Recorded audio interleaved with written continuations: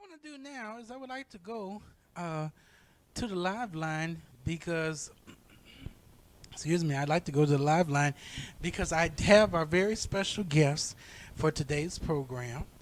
This is a young man who is a Chicago-based blues artist, and he's got a great story. He was out on the west side over. Well, I'm gonna let him tell that part where he was doing kind of like how I was hanging on the south side. He was hanging around a lot of the musicians on the south and west sides, and he's shared a stage with some amazing people like Bobby Rush and the Chicago Blues All Stars, and we're going to talk about that too.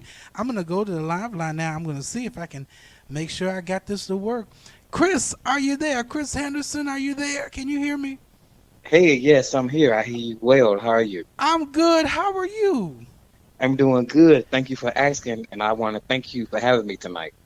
Well, look, I thank you. I thank you for taking the time to chat with us. I know I've talked with you once. We've played your music, and I know I've had you on briefly talking about one of your past recordings last year. I think it was on the old station. So it's good to be back. It's good to talk to you because I want to take some time and love the listeners to learn more about you and Okay. your experiences. And I have to give a shout out because I know that uh, our dear friend Miss Deetra Farr uh, did an article on you recently in Living Blues Sh- magazine Yes, she too. did. Yeah, that was amazing. So kudos to you. Thank you. Thank you so much. Yeah. So Chris, can you tell the audience so we can begin? I want you to tell the audience how old are you, and I tell am us. Oh, go ahead. uh, Yeah, how old are you, Chris? I'm 33 years old. Okay, okay, Chris. And I know a lot of people are probably listening, going, "How in the world did a 33-year-old get into the blues?" So that's gonna be the next question. Is what? So talk to me. When you were growing up, what kind of music were you listening to, and what were some of your musical influences? Talk to me.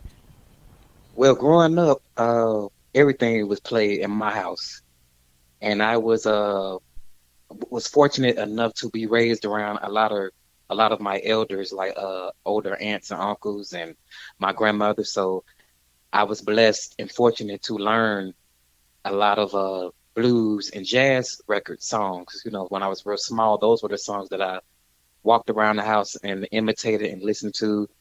And I got a family that liked to party, so on the weekends, Friday night, fish fries, we partying at my house. So we had the blues records going, the dancing, and all that type of stuff. So I would listen to everybody was played. B.B. King, Bobby Bland, and uh, so many of those type of artists. And let me ask you. So you started singing at the age of 5? Is that right? Yes, I was 5 years old, probably sooner than that, but my earliest memory, and for what my aunts tell me, I was about 5 years old. How were you now? What were you when you were 5? Were you like? Tell me, were you singing in a choir, or how did you start sing? What made you start singing? Uh, no, I didn't join the choir until later. Uh, I just around the house, listening to the songs on the radio. I would hear them so much, and they would play them over and over again. So they was just stuck in my head. So I would walk around singing these little songs, and my mother and my aunt, they discovered me singing one day, like in another room, like, oh my God, that's Chris singing. And so once that happened, oh man, it was like extra read all about it. So every time we went somewhere, I had to sing for people at school and going to relatives' house. So people come over, they would give me quarters and dollars to sing, because they heard about he sound like a little grown man, a little old man. And so I was just and so that's how that started because I actually was into dance. I always wanted to be into like the ballet and theater, but singing was I don't know. It's just like people's like, I don't know, you need to sing, you need to. So So yeah. Do you remember any of those songs that you used to sing around the house? Yeah, I used to sing a lot of Otis Redding songs and like Al Green and Like what? Sam Cooke and Name one of your favorite songs you would sing around the house. let's see. Um, oh man. My favorite song was like the Isley Brothers. I think that was the first song that my aunt heard me sing was For the Love of You Drifting on the Memory. And then they would have me, she was like, oh my God, telling my mom, did you hear Chris sing this song? And sing it again, son, and so from that point, I was very, very, very shy. And so I realized I had a thing going on and I was just man, so I would just go around singing songs, but I was singing like a Bobby Blue Bland was one of my grandfather's favorite, my grandmother's. I learned that from my mother. She plays a lot, so I sung a lot of Bobby Blue Bland songs and a lot of BB King songs. Like "Thrill Is Gone," "Further On Up the Road." "I Pay You the Food" was Oh actually one of my yes. grandmother's favorite for me to sing. Was "I Pay You the Food." I sung that a whole lot. So Ooh, yeah, I love that I song. actually want to do a 2021 remake of "I Pay You the Food," and I want to kind of kind of uh modernize it, so hopefully I'll get a chance to do that and work that out the way it needs to be for that to happen. So Oh, I look yeah, forward to that. That'll be real. Ooh, and I love that song. I pity the fool. Ooh, yeah. yeah. What? So when you were okay, now so you were a kid and you were loving the music and singing around the house and whatnot. At what point did you start going out in public? And, like when we talked about you were hanging out at Wallace Catfish Corner. hmm When were you starting to go out and sit in with bands? Tell me about that. When did that have start? I was in the I want to say I think I was in the ninth grade going on my sophomore year. Was over the summer of 2002, and I was just bored around the house and uh we knew of some people, some family members that went to Wallace and Catfish every weekend. I never really too much knew what it was. I just knew that it was a live blues, but I didn't know how major it was at that time. And on this particular day, around the house we didn't really have nothing to do, so someone suggested, let's go up to Wallace Catfish. They singing the blues stuff. So my mother, she knew that I like to sing the blues. She's like, "Come on, you want to go?" And I got you, get dressed. I got dressed and went up, not expecting what I, witnessed when I got there. So we finally got there. You could hear the music blocks and blocks away. So I was excited. And then, they had all the musicians and different artists. It was just a lot of people singing and playing. I was just awed. And so they did like an intermission. It was like, we want to give people a chance to sing. If you think you got what it takes to be a blues singer and singing blues, and you got something to say, we're gonna give y'all the chance.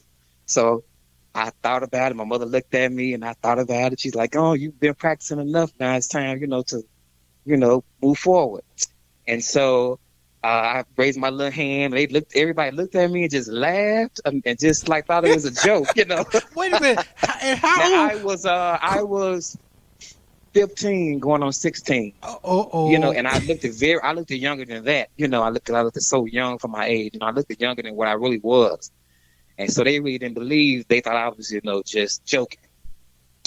And so the the leader of the band gave me the microphone and he said, "What you gonna do, little boy? You gonna rap?" Tried to call me out, oh my God!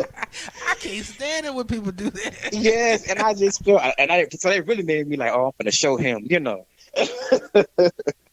And I started to sing. Now at this time, the musicians wasn't playing because they didn't know what I was gonna sing or my key, my voice, or nothing about me. They just thought I was just gonna be, playing. So everybody was playing along. Like, give the kid the microphone.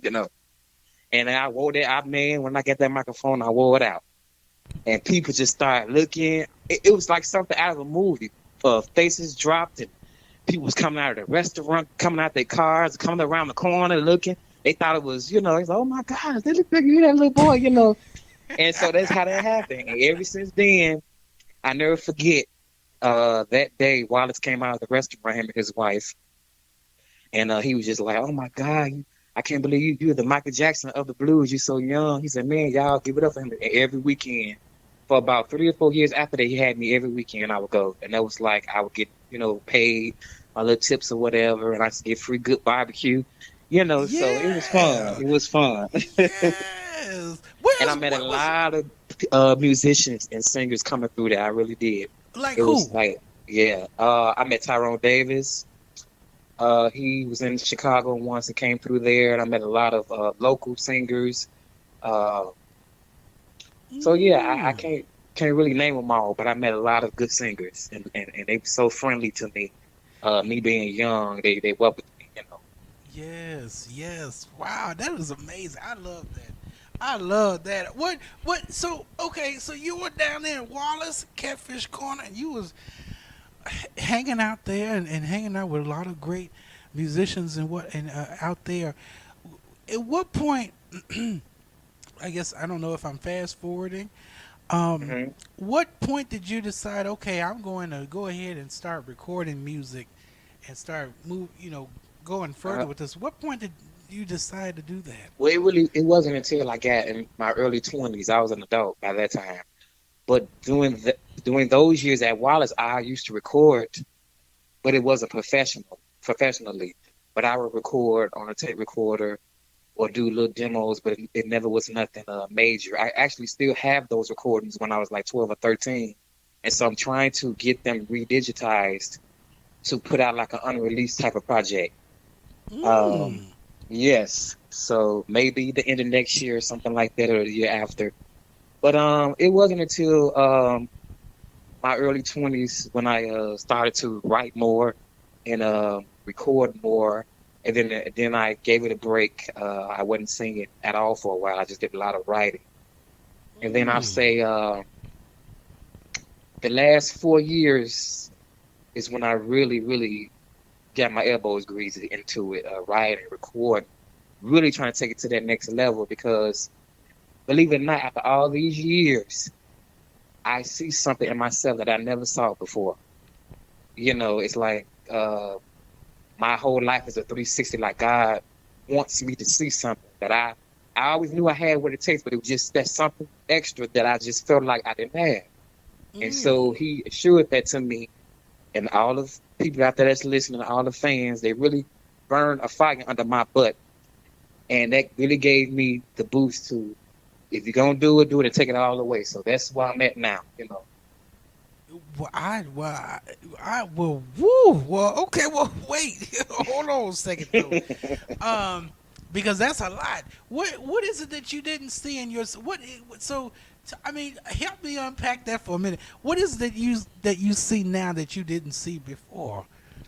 I have a sense of confidence that I never really had, and I think Jay, where that comes from is me being young in the business, is trying to get into the business, feeling intimidated by the older singers and musicians that's been around, not thinking that I'm good enough or got what it takes, or nobody wants to hear a young blues singer. So a lot of that kind of held me back for some years. I know you can relate. I know you can relate now. See, I turned my mic off because I was clapping by myself, but I said, "Let me be quiet," and you gonna Yeah, call me man. out. So, yes, sir. I mean, hey. Woo, woo! Don't get me started, please. I got some stories. I'm gonna write a book, but that's another story. Later Yeah, in life, hey, I'm gonna do write it. And one. I thought about it.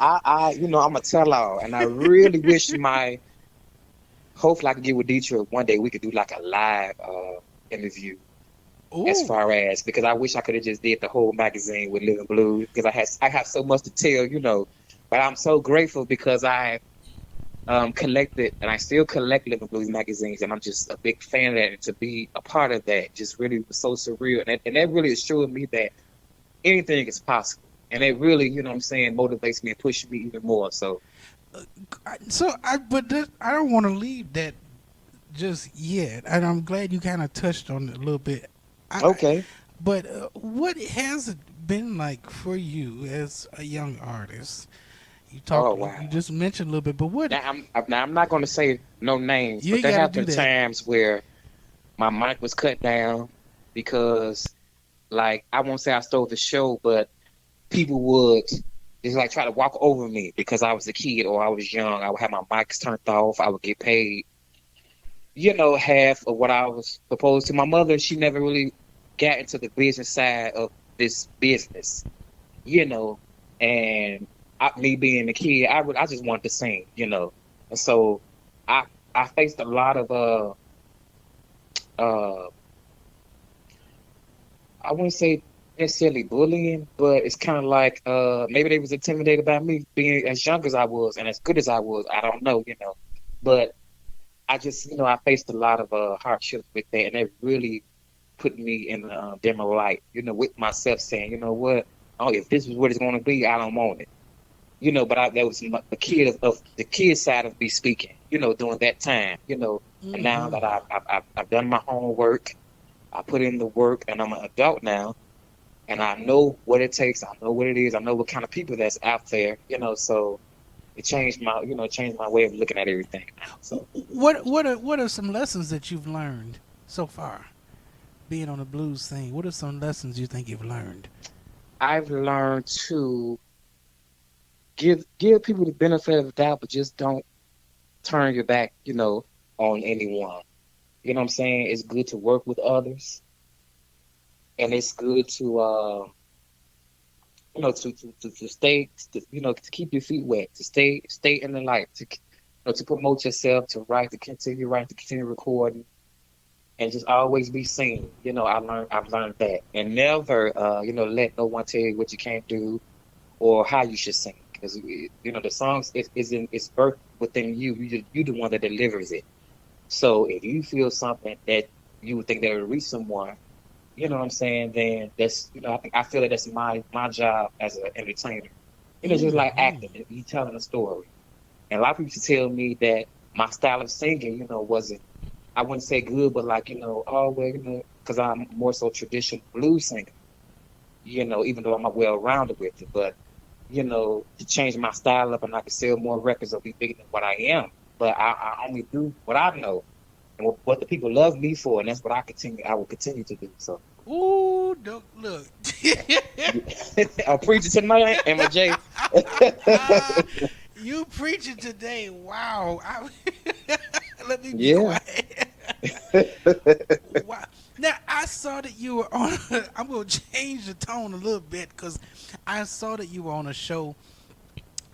Was that I don't was that I see now this year has been so messed up. I don't know if it was this year or last year with Bobby Rush and the Chicago Yes, Blues that was All this Stars. year. Yes, it was early this year for Valentine's Day. Okay, One of the biggest highlights. Yes. what was it? How was that? You know, Bobby Rush, that's my guy right there. Yes, yes, yes. What was I that? love him so. What was that experience like for you? I couldn't believe it, Jacob, because I was during that time I was doing Claudine the musical at the Harold Washington Theater. And we were running shows. We was already did the opening night, we was already doing the shows, and the promoter, she too much Jimmy Lee to tell me. She didn't even know that I was a blues singer. She knew that I could act and sing, but she just never knew that that was my go-to thing, that was into blues. And she said, it's a show coming up for Valentine's Day. Would you like to be a part of it? And I said, of course, yes. Says a blues show with Bobby Rush. And I was like, what?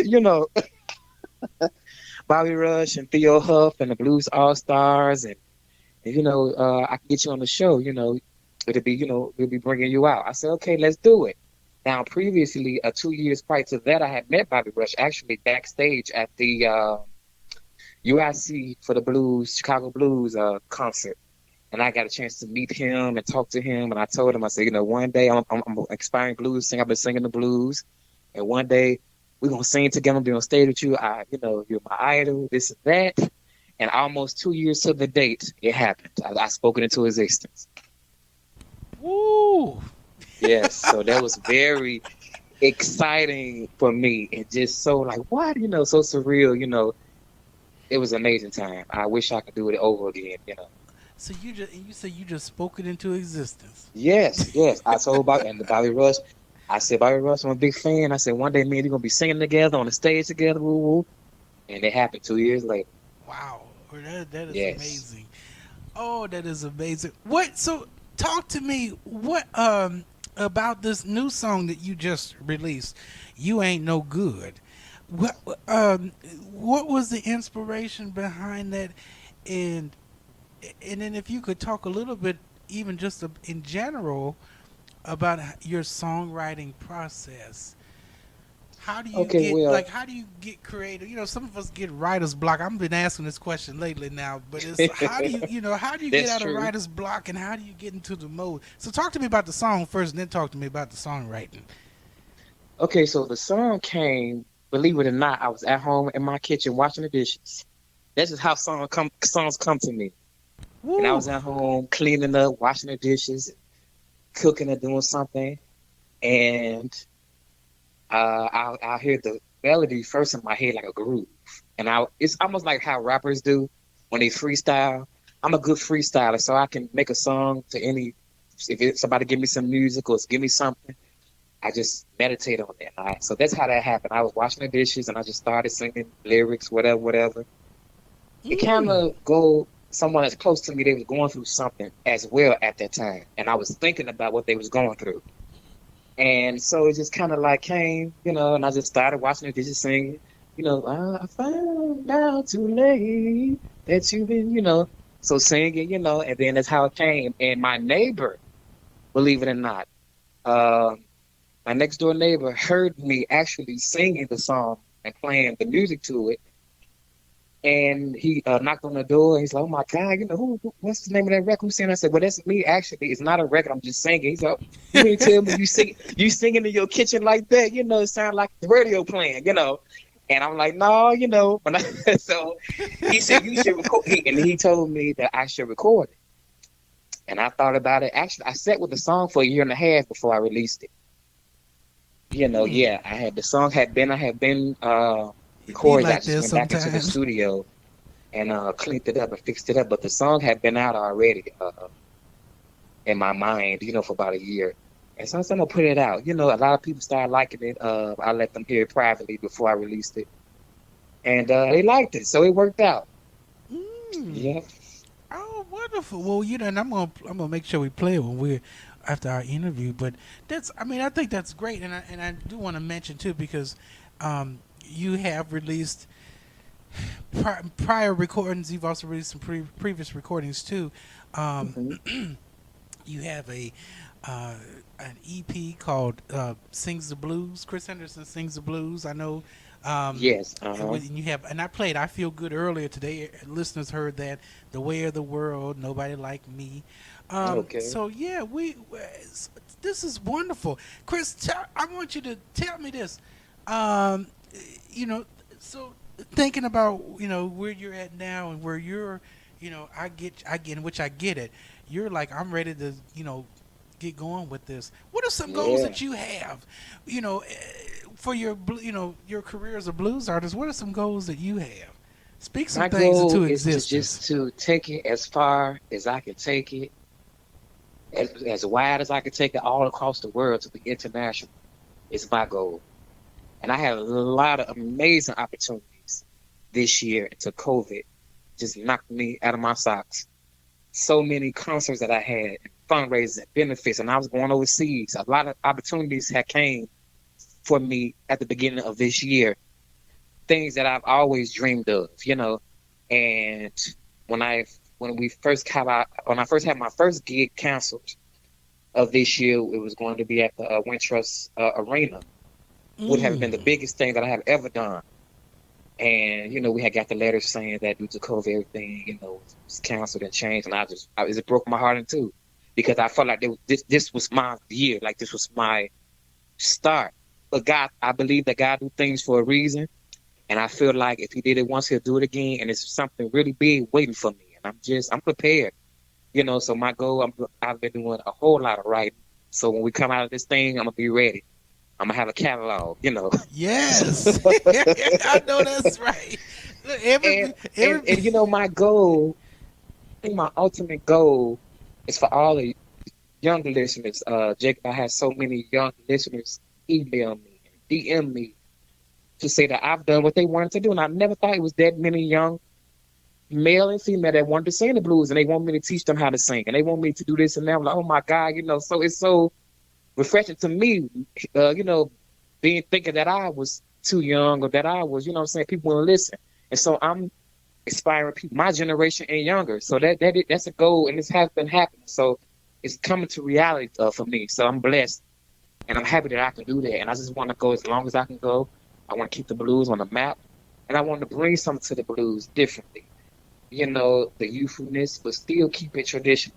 You know what I'm saying? Because we need that today. So Yes, yes, I like it. Oh, I like that. Wow, that's wonderful. Pardon me, but yes, that's wonderful. I like that, and I like that in you too. thank you. Chris, tell me now. Well, tell me this: is there anything that you'd like our listening audience to know about you? And I'm just letting you know now. You know, we got people listening from all over the country too. And Yes. So, is there anything else that you would like them to know about you? Maybe something that they might not expect or might not know. hmm, uh, I just want them to remember my name, to just keep a lookout for me. I'm always trying to reinvent myself. I do have a follow-up single that's coming. It will be out maybe in a week and about 2 weeks. It's Oh, called "I Like What You Do." It's a party blues record. It's a fast record now. And so oh, it's a follow-up behind well, I guess I should say the B-side for "You Ain't No Good." oh, It's the called B side. once again, yes. It's called, look, I'm going old school. I caught that now. Wait a minute. Yes, it's called I Like What You Do. And it's blues, but it gives you that soul.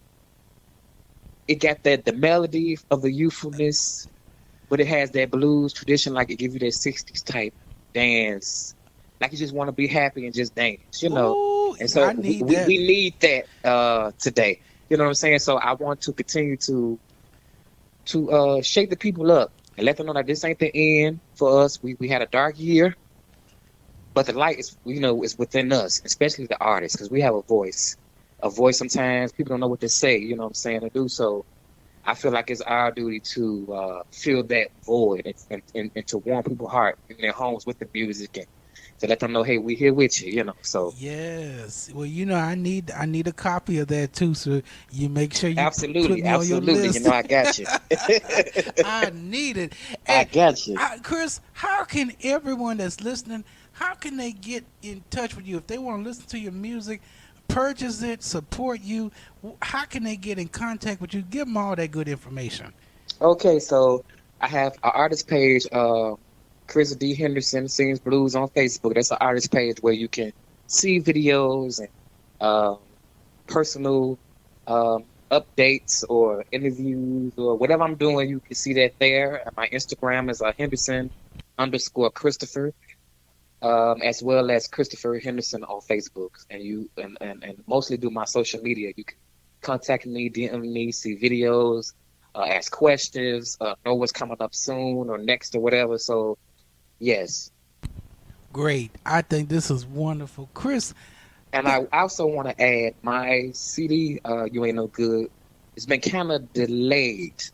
It will be out, if not next month, the beginning of January, due to just personal things that I've been going through oh, this year and recently, you know.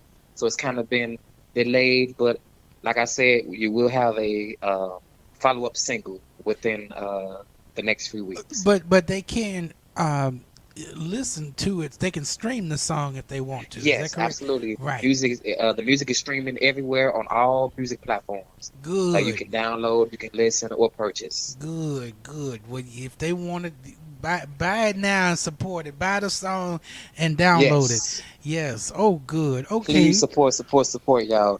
And I I'm nothing without my listeners and my followers. Nothing. So I want to give a big shout out and applause to the listeners tonight and to everyone that supported me, that uh, comment, liked, and shared, or downloaded songs, came to my shows, bought tickets, whatever. I just want to thank y'all from the bottom of my heart, and I am who I am because of you.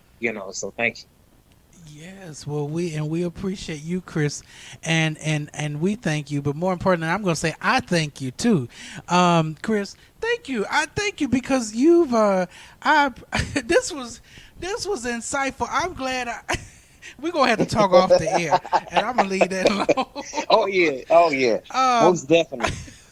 but Chris, I'm so happy for you. I'm happy that you have released this one single, and we look forward to the next one. Make sure you send it to me so I can play it for the Absolutely. people. And Chris, if there's anything we can do to help you, please let me know. But thank you so much. We appreciate you. I thank I you for joining. also, before I leave Uh huh. tonight, want to give a shout out to to my peers in the blues scene that has uplifted me, that took me under their wing, that I talk to regularly, that text, that call. Dietrich Fair, I want to thank you. I love you from the bottom of my heart. You know how I feel about you. Jojo Morganfield, Muddy's boy, I want to thank you for being a big brother, for supporting me, that telling me to keep going. Uh, so many. Who else? Uh,